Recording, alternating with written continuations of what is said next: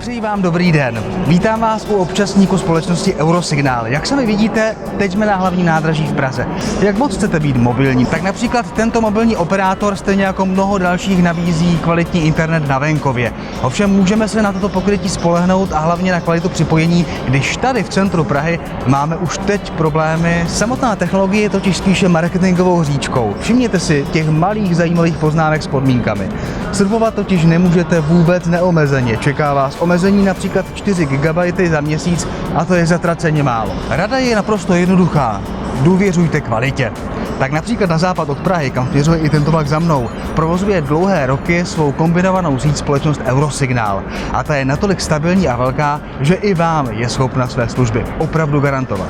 Je tedy dobré si rozmyslet, jak moc mobilní chcete být a jaké připojení k internetu budete používat. Ale některé věci je dobré si nechat na doma, hlavně když přišlo jaro. Veď miláčku.